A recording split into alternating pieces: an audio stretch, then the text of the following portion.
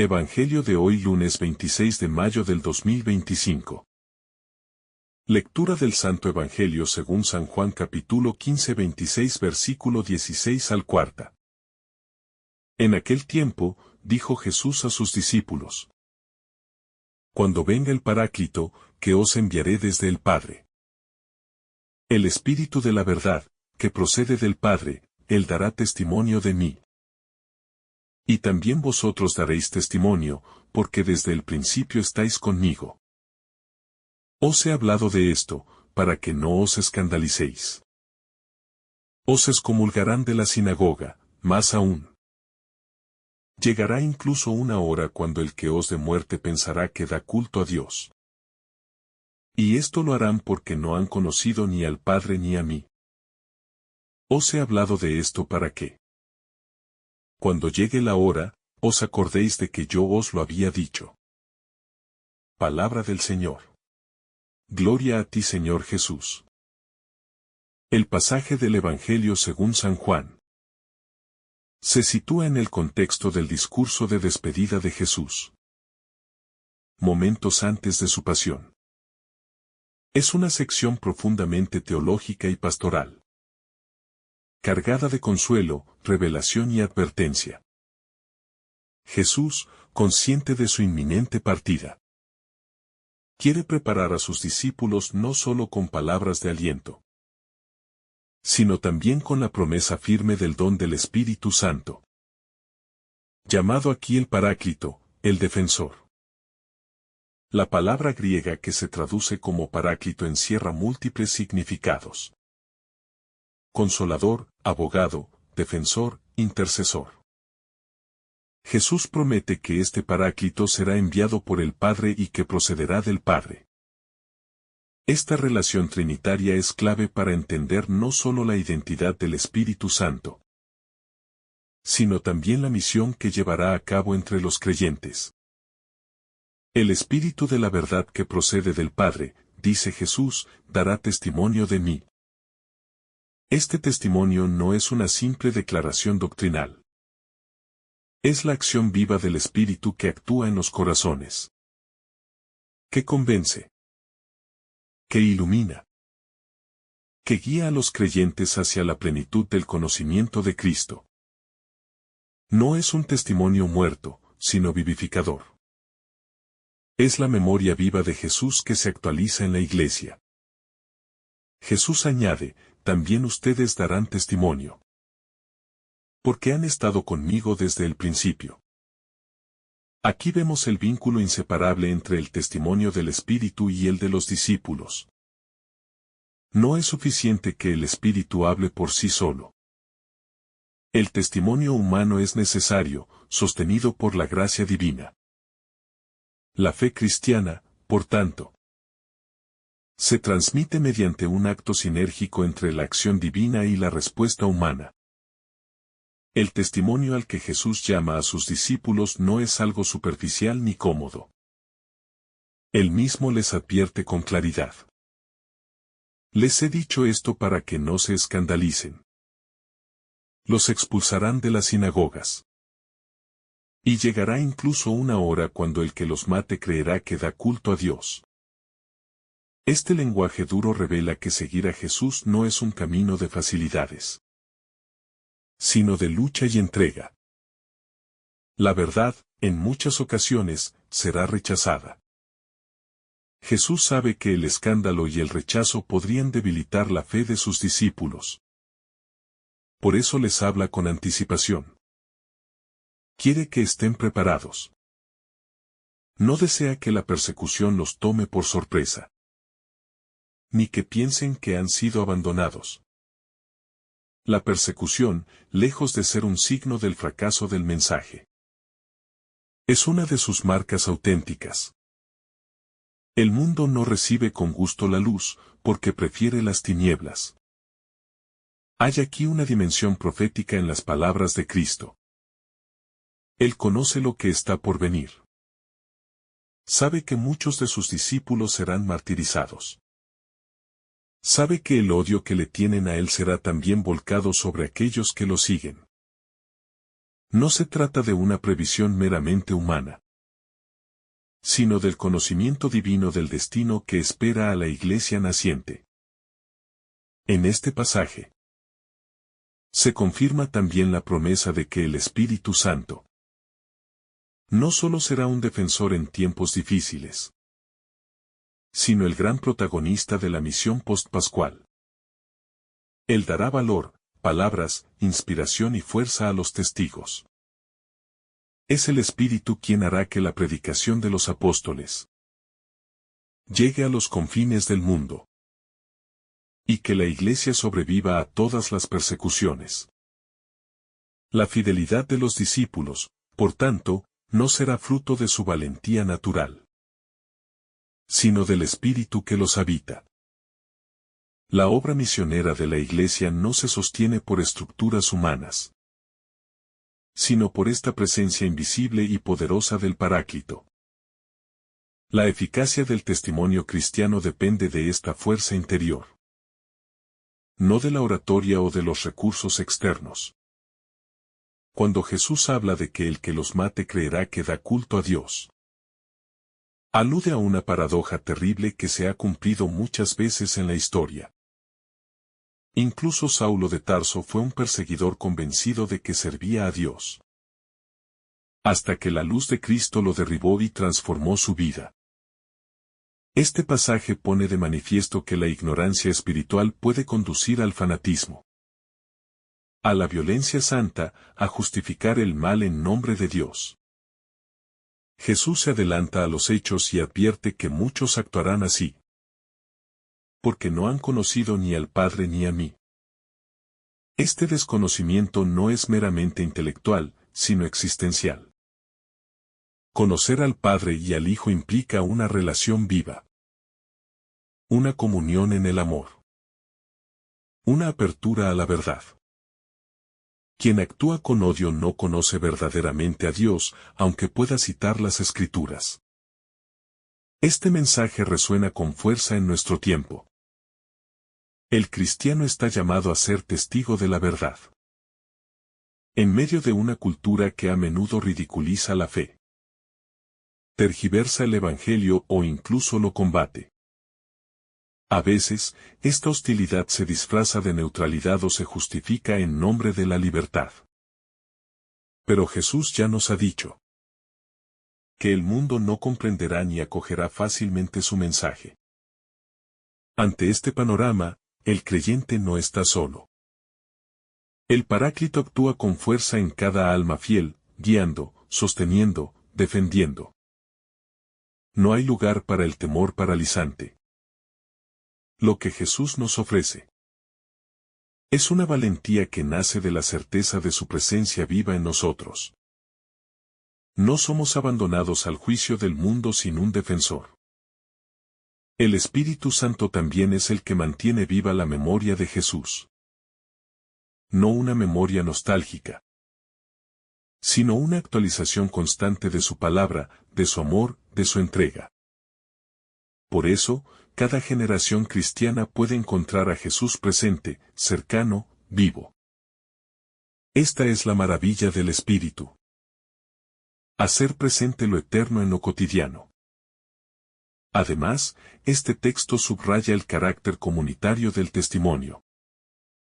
No es solo el Espíritu quien da testimonio, ni tampoco cada discípulo por separado. Es una obra conjunta. El testimonio cristiano es siempre eclesial. Se da en la comunidad, con la comunidad y desde la comunidad. No es una misión individualista, sino compartida. También podemos ver en este pasaje un llamado a la perseverancia. Jesús les dice estas cosas no solo para prevenir el escándalo, sino para que permanezcan firmes. La constancia en la fe, especialmente en medio de la oposición, es uno de los frutos más preciosos del Espíritu. Ser cristiano no es una decisión de un día, sino una fidelidad renovada a diario. El anuncio del Espíritu como defensor es también un consuelo profundo para todos aquellos que se sienten débiles. perseguidos, incomprendidos. No estamos solos. El Espíritu intercede, habla en nosotros, nos consuela en las noches oscuras de la fe. Él es la presencia de Dios que no nos abandona jamás. A lo largo de la historia, muchos santos han dado testimonio de esta presencia viva del Espíritu en medio de sus tribulaciones. Desde los mártires de los primeros siglos hasta los testigos de la fe en nuestros días. Todos ellos han experimentado que la fuerza no venía de ellos, sino del Espíritu prometido por Jesús. Cuando la Iglesia se encuentra en crisis, cuando los cristianos se sienten abatidos o perseguidos, este Evangelio vuelve a sonar con vigor. El Espíritu no ha dejado de actuar. Aunque las circunstancias cambien, aunque los ataques se renueven, la promesa permanece firme. El Paráclito sigue sosteniendo a la Iglesia. Este pasaje también es una invitación a la autenticidad. No se puede dar testimonio de Cristo si uno no lo ha conocido íntimamente. El Espíritu nos conduce a esa comunión profunda con Jesús, para que nuestro testimonio no sea simplemente doctrinal, sino existencial, encarnado, creíble. El anuncio de las persecuciones no es para infundir miedo, sino para preparar el corazón. Jesús es un maestro que no esconde la verdad. Él habla con transparencia. Nos muestra que la cruz es parte del camino, pero que no es el final. Después de la cruz viene la resurrección, la victoria, la gloria. Por eso, este pasaje también nos prepara para vivir con esperanza. No una esperanza ingenua, sino una esperanza robusta, anclada en la presencia del Espíritu. Sabemos que la última palabra no la tiene el mundo, ni el odio, ni la persecución, sino el amor de Dios derramado en nuestros corazones. La acción del Espíritu no se limita al primer siglo. Sigue actuando hoy. Sigue convenciendo, iluminando, llamando. Muchos conversos modernos dan testimonio de cómo el Espíritu los ha llevado a Jesús. No es algo del pasado. Es una realidad viva y actual. Y así, el llamado de Jesús a dar testimonio no pierde vigencia. Cada cristiano está llamado a ser luz en medio de las tinieblas. Sal que da sabor, voz que proclama. No por mérito propio, sino por la acción del Paráclito que nos transforma desde dentro. El Espíritu también es quien nos da discernimiento. En un mundo lleno de confusión, donde incluso en nombre de Dios se cometen errores, necesitamos la luz del Espíritu para distinguir lo verdadero de lo falso, lo justo de lo injusto. Sin él, fácilmente nos desorientamos. La afirmación de que el Espíritu Santo dará testimonio de mí nos invita a contemplar la íntima conexión entre el Espíritu y Cristo. No hay una acción del Espíritu que no esté orientada hacia la glorificación del Hijo. Esto nos enseña que todo verdadero movimiento espiritual dentro de la Iglesia debe conducirnos hacia Jesús, hacia su persona, sus enseñanzas, su cruz y su resurrección. Cuando discernimos entre los múltiples espíritus que se presentan hoy en el mundo, esta es una de las claves fundamentales. Nos lleva al conocimiento, al amor y a la obediencia de Jesucristo. Si no es así, no viene del Espíritu de la verdad, sino de una ilusión espiritual, quizás incluso de un engaño. La mención de que ustedes también darán testimonio porque han estado conmigo desde el principio. Destaca la importancia del conocimiento personal de Cristo como base para la misión apostólica. No se trata simplemente de repetir ideas, doctrinas o valores, sino de hablar desde una experiencia viva, desde una intimidad cultivada con el Señor. ¿Quiénes han estado con Jesús? ¿Quiénes han caminado con Él en la oración? En la escucha de su palabra. En la comunión eucarística, son los que pueden hablar con autoridad. En un mundo hambriento de autenticidad. Los testigos que han vivido profundamente con Cristo tienen una voz poderosa. Incluso si el mundo no los aplaude. Jesús nos anticipa que seremos incomprendidos, rechazados y hasta perseguidos. No porque hayamos cometido un crimen, sino precisamente por permanecer fieles a Él. Esta paradoja duele, pero purifica. Nos obliga a revisar nuestras motivaciones más profundas. ¿Seguimos a Cristo por conveniencia o por amor? ¿Estamos dispuestos a ser rechazados por Él? ¿O preferimos ser aceptados por el mundo y vivir una fe tibia? Las palabras del Señor son una llamada directa a elegir. O vivimos para agradar a Dios, o vivimos para buscar la aprobación de los hombres. No hay término medio. La idea de que el que los mate creerá que da culto a Dios es escalofriante, pero profundamente real. Denuncia el peligro de la religión desconectada del amor, de la espiritualidad divorciada del Espíritu Santo. La historia nos muestra que muchas veces se ha matado en nombre de Dios. Y hoy, aunque los métodos cambien, la intolerancia religiosa sigue presente.